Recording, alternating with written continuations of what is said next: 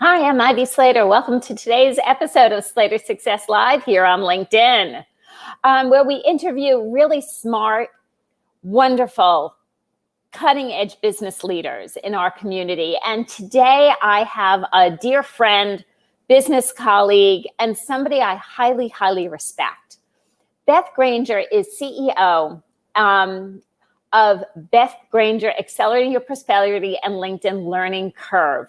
It's Beth Granger Consulting is the name of her company. She's a trainer, a consultant, a certified virtual speaker, community builder, a networking facilitator. Now, and what's really cool, and I want to share a little bit of this information on Beth today. I wouldn't be doing my LinkedIn Lives if it wasn't for Beth.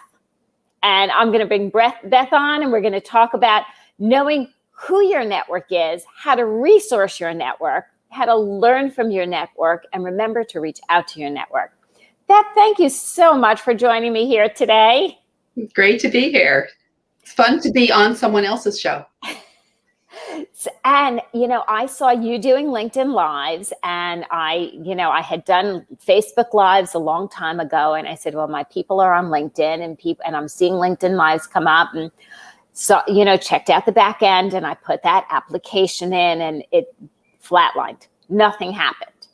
And I got frustrated, and I was like, Beth is on LinkedIn all the time. Beth and I are connecting. Oh, Beth did a training that I had popped into. Oh, and look, here's Beth coming back through my stream again. Oh, look, Beth's doing LinkedIn Lives. Next thing I know, I do type in Beth on LinkedIn, help. And Beth taught me something. She's like, well, if they didn't respond, why are you not showing up again? And I was like, wow, what I teach and preach to my other clients, right? The consistency of showing up. So Beth encouraged me to show back up in the inbox and redo my application. And funny thing, within 2 weeks, we are live on LinkedIn, and we've been here for months. So Beth, first of all, thank you. You're welcome. Share a little bit of your background and how you started doing this, because I think, it's clearly, I'll always say, it's not when I grew up and said, hey, I want to be a LinkedIn expert. Hey, I want to be an expert on this. I remember my kids saying, I want to be a garbage man because I like the sound of it when it goes crunch. So share a little bit of where this journey, how it started for you. Oh, completely accidentally, really. So to shorten many years of my career before starting my business, I started as a graphic designer. And then when I left corporate life, I was the head of online marketing and design at an organization. And that included corporate identity, branding, the website, art department, all different things related to communication. And I started my business without a business plan. So I kind of did all sorts of things, whatever. If someone would say, oh, you can do that, you can help me with this. And then I had a client who I had done their social media strategic plan. And they said, our sales team's coming in next month. Can you teach them how to use LinkedIn? And this led me down a path to where I narrowed my focus over the years. And I just love doing it. I get to learn about all different businesses and mostly work with organizations or individuals who grow their businesses through referrals. So I love it. And listeners, as you're popping in live, or if you're listening to this on a recording, here's a couple of tidbits of information that can benefit you. Number one, you have a question for Beth and or myself or both of us. Feel free to pop in, put it in the chat, and we're going to see it and answer it. Come join us in the dialogue.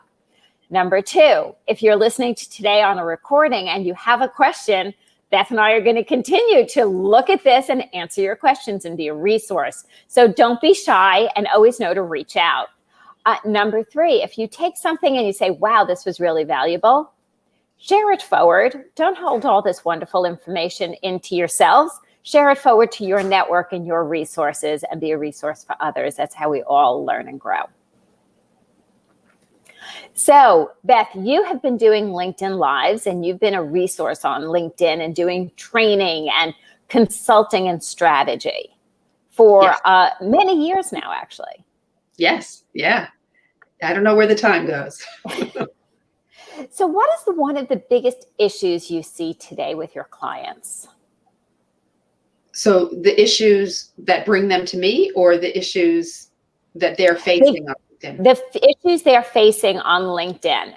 And then we're going to jump to the issues that then what causes them to call, because Sure. again, it's so important to realize we all have a ton of resources and we have to reach out for that ask. So let's start with question 1 first. Sure. I think there's a lot of, it's like learning anything new. People hear, oh, LinkedIn is great for your professional brand, or LinkedIn is great for social selling. LinkedIn is great for all these different things, but they don't know how to use it. And they tend to be apprehensive because they know LinkedIn is the career place and they're afraid of hurting their reputation or doing something wrong.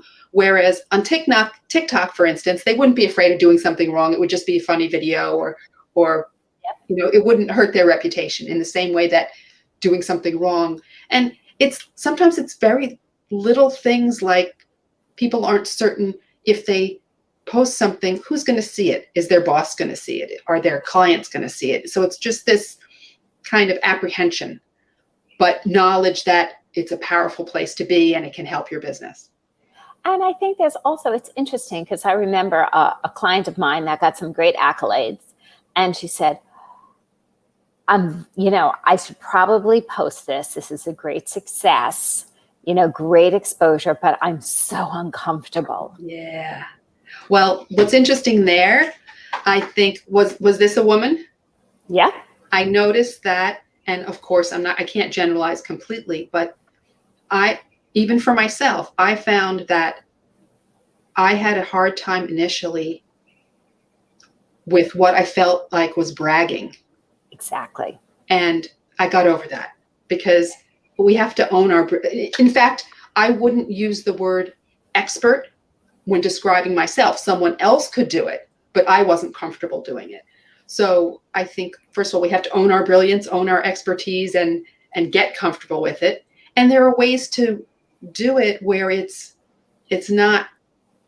just authentically. You're excited about something, so you're sharing it with your network. As if you were meeting for coffee and you were saying, oh, guess what just happened? It's interesting because I know I received an award a while ago. And I was like, my team's like, oh, great. Get us pictures and get us this. It's like, ooh, that's like weird, and I was like, it's a little uncomfortable and it's a little weird. Yet on the other hand, to have the rally of support that came in from that experience was so beautiful and meant so much to me and my heart. And on the business strategy and the business networking, it brought me back in touch with so many people who might not have commented on, my blog posts and my comment on, if you posted something, we're talking about no's and yeses and all these other things, they might not have commented on that, but they commented on this. And that actually reestablished and reconnected. It was another touch point in the connections that is so valuable. Absolutely. So when you come in, then how do you help your clients then move through, having their brand visible and live on the social media and especially LinkedIn platforms? So it kind of depends on where in the organization I'm working and what their goals and challenges are. Sometimes I'm working with a sales team on how to take their networking and prospecting and use LinkedIn for that. And in that size organization, maybe I'm also working with marketing to develop content for the sales team that they can use. And then potentially working with the whole organization to be good advocates, to share the content, to let other people in their networks know about what's going on. When I work one-to-one with people, it's more like a personal training approach where, I'm whatever their needs are, whether it's around content or prospecting or building a better profile, I'm guiding them through that process. And, as you guide your clients through the process, what have you learned in and I want to, let's talk a little bit about in LinkedIn is an avenue to expand our networks, build and expand our networks. I don't see LinkedIn as an avenue for sales. I see LinkedIn an avenue as network building. Yet you mentioned, working with sales teams. Mm-hmm. So am I on base, off base? What do you see and how do you guide? And that's where the term social selling is a bad term, because I think some people think of it as cold calling, and there is that kind of behavior, and I hate it. Right? Most people dislike it. Right. You mean like that person who asked to be connected, LinkedIn were connected to me. And then all of a sudden, if by chance I say yes, they want to sell me something. Yes. And I'm like, ew, get out of my inbox. It's not that. It's really a combination of, at least for me, a combination of taking your networking and prospecting behavior online. So it allows you to support your network. It allows you to find people that you might want to know and then see if you can be introduced, or introduce yourself in an appropriate way, not in an annoying way. And again, there's also the staying in front of your network, because how many Zoom meetings can you have in a day? Touche to that. Speaking of Zoom, I know you and I were, Beth and I talk not just on LinkedIn, and we were recently talking about, business and the virtual aspect of business and how some things are starting to come into live again. And we're actually entering this hybrid approach to business overall. What have you learned during this process? What have you learned and what has surprised you? Well, I may have mentioned to you, I started facilitating a council for the networking group that I'm involved in in November. So this is a group of people who come together twice a month as a group, and then individually between them, who had until last week had never met each other in person. And what I learned was that you can truly get to know people on the phone or by Zoom, because they already really know, like, and trust each other. And I kind of wondered at the beginning, would it happen? Would it happen as quickly as it does in person? And it did. So you found, after months of actually meeting regularly virtually, that know, like, and trust was established, to that actually when you met in person in a roundtable mastermind facilitated environment, that it was know, like, and trust were there. People were open, they were honest, they shared within a responsible and yet vulnerable fashion. Yeah. And I don't think I expected that to happen, or I wasn't sure, but it did. So I'm very pleased about that. Love that. Love that. And listeners, if for those of you who are live, if you have questions, you want to come in and say hello, please feel free to just pop something into the comments area, and Beth and I will be commenting on it. So, in this whole idea of virtual, hybrid, in person that we're moving to, how do you see LinkedIn and these, social selling, social networking, where it is moving forward? And not that you have the magic 8-ball either, just your interpretation. So what I noticed, I think of it, and different people use it different ways. I think people are a little guarded on LinkedIn about connecting with people they don't know, because of the bad behavior that you talked about, the connect and pitch. Whereas in other places, in person, you happen to be at an event and you hand somebody your business card, or Clubhouse, where you have a conversation, and then you might say, hey, let's connect on LinkedIn. So I think people are a little guarded because of that bad behavior, but yet using it as a tool to have conversations with people before you connect. I think more people will do that. And Yeah, it's hard to say. It's interesting. I mean, they're adding so many new features. I'm personally very curious what they'll be adding for creators for this new creator mode. They've hired a whole bunch of creator managers, and they just bought a tool called Jump Rope, which is a video tutorial tool. It sounded like to me when I read about it, kind of like imagine Canva for tutorials. So an easy way to develop video tutorials. Okay, so I have to ask you this, because Yes. this was way over my head. For those who are jumping in, and check out Beth Granger on LinkedIn, you're going to see it has, and I'm actually going to read it so I make sure I get it right. It says at the end of your little information section, click on my cover photo above to watch my cover story video.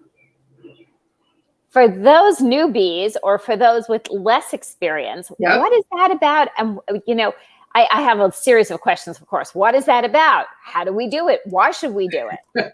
Well, it's a relatively new feature. Sometimes LinkedIn adds new things and doesn't tell anybody. In this case, they actually did. They added a bunch of features and they did announce it. Some people are calling it the Harry Potter view, because if you go to someone's page, you might see their photo turn into a video without sound. So you'll see them moving, and then that will indicate, oh, maybe I'll click here and watch the video. For some reason, no matter what, I never see that video moving. Other people have, but it doesn't work on my browser. I don't know why. But it's a 30-second video that lives behind your photo, and it allows you to introduce yourself to people who are using it in very creative ways, actually. So 30 seconds is longer than you think it is. You can both introduce yourself, you can share, depending what you do. I might share a tip. I think my current one talks about this video. Do you have this video yet? I think it's, we all know seeing and hearing somebody makes you feel like you know them better. Yeah. So even for people using LinkedIn for job search, I think it's a great feature to have. That's a great tip. Because there's a lot of jobs, in the recruitment, they're asking you to submit 1-minute videos. Yes. Yeah. So brilliant. Tara is weighing in and she's asking, what do you think gets the best interaction on LinkedIn? More of mini blog short text, or images with supporting text, or videos? So we have 3 choices here, and we were just talking about the video in the cover story. Okay, so we have the short blog or text, image with a supporting piece of text, and then I'll expand on that, short or long, and then just videos. And I'll add, there are also polls, right? They're all different types of content. It's an interesting question, and it feels like it's constantly changing, and your network might like different content than my network, or a subset of your network might like different content. So it's absolutely worth experimenting and seeing which types of posts get better visibility for you, which, is it attracting the right people? Is LinkedIn showing it to the people that you want to see it? Good question. I personally notice that text posts, so where I'm just writing something, frequently get better visibility than the other things, even video, which surprises me because video is so powerful. But I still will mix it up. I'll share information in different ways, assuming that different people will see it and consume it. Some people will never watch a video because they feel like it'll be too long. Some people love video. So, but me personally, and for my clients, I have noticed that text mini blog, as you called it, actually are very, very successful. Interesting. So then I'm curious about it this way, because I'm always wondering about this. Now, I wake up in the morning. I probably do not practice what I preach here. I wake up in the morning, I roll over. I keep, on my phone is my time, right? So I grab my phone and then I start, right? Yep.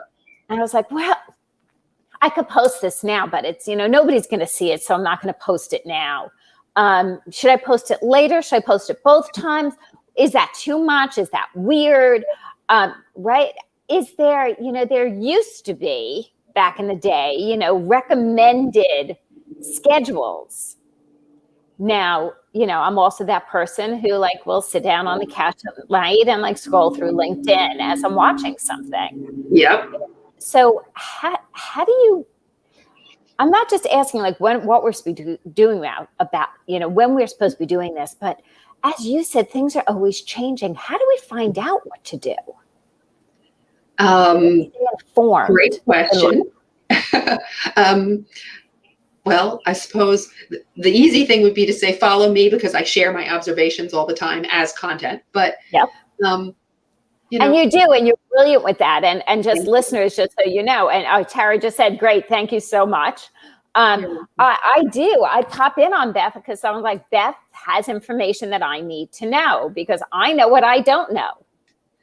And I will say, in terms of things like timing, well, first of all, before I go to timing, I feel like we are all beta testers for LinkedIn. Sometimes they'll test something, they'll change something to see what happens, and they don't tell us. So if something works one day and doesn't seem to work the next, maybe that's an indication that they've changed something, or it may go back the next day. So really, it is very experimental. But in terms of timing, how many of us are within a foot of our phone practically 24 hours a day? So I tend not to worry so much about the timing of when I share something. Maybe if a client is trying to reach parents, or maybe they're not on LinkedIn in the middle of the day, depending on what their day is like, or if they're working, but really, I don't worry about it. I've had some of my best posts were on the weekend. You wouldn't think, what are people doing? They're not on LinkedIn, but yeah, my two most popular posts or most seen posts were actually on the weekend.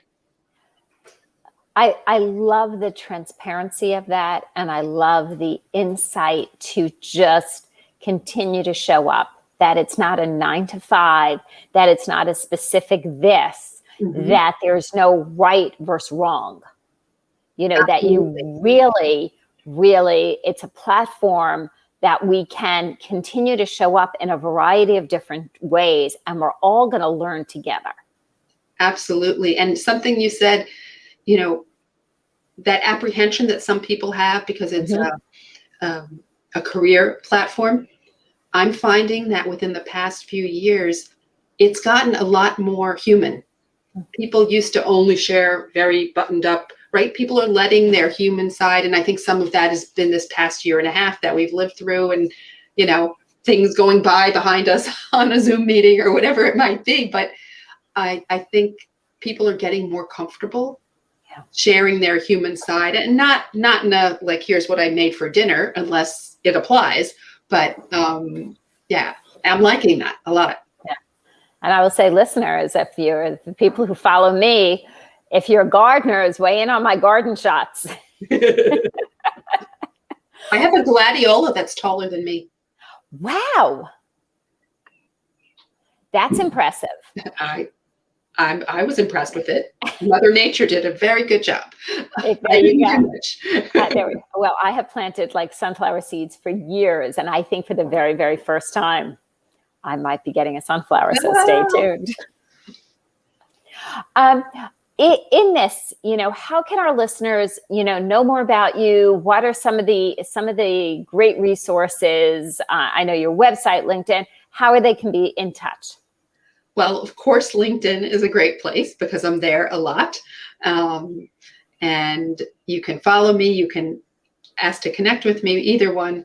And I also spend time on other platforms. I spend time on Facebook. I spend less time than I used to on Clubhouse. Sometimes I'm on Twitter. I love to explore all the platforms because they each have their own personality. Yeah. Since we're talking about LinkedIn is certainly one of the great places to join me. And if you were to leave our listeners with one tip And listeners, just so you know, I just threw Beth under the bus. This is not my prep questions whatsoever. One tip for LinkedIn. Sure. Let's roll with that.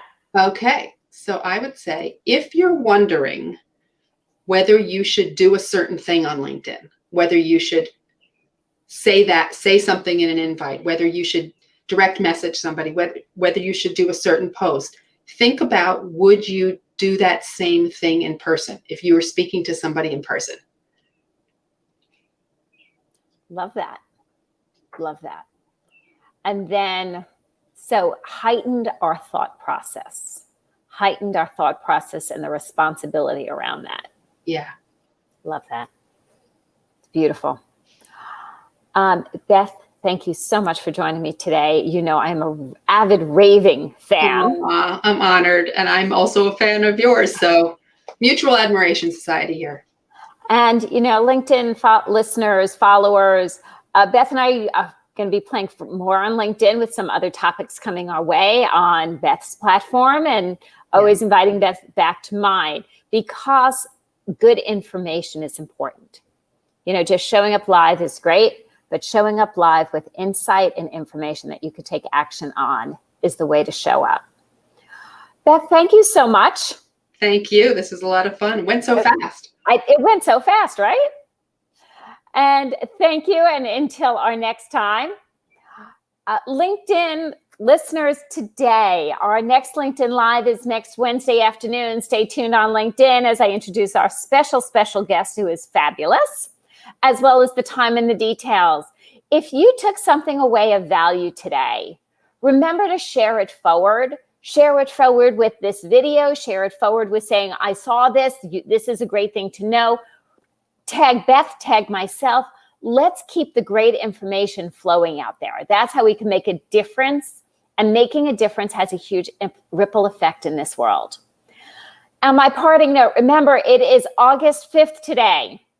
If you've not yet done something fun for yourself this summer, take a moment and plan something fun. It's important, it's worthwhile. As we nurture our insides, we expand on our business sides. Till next week, I'll see you then. Thank you for joining us here today.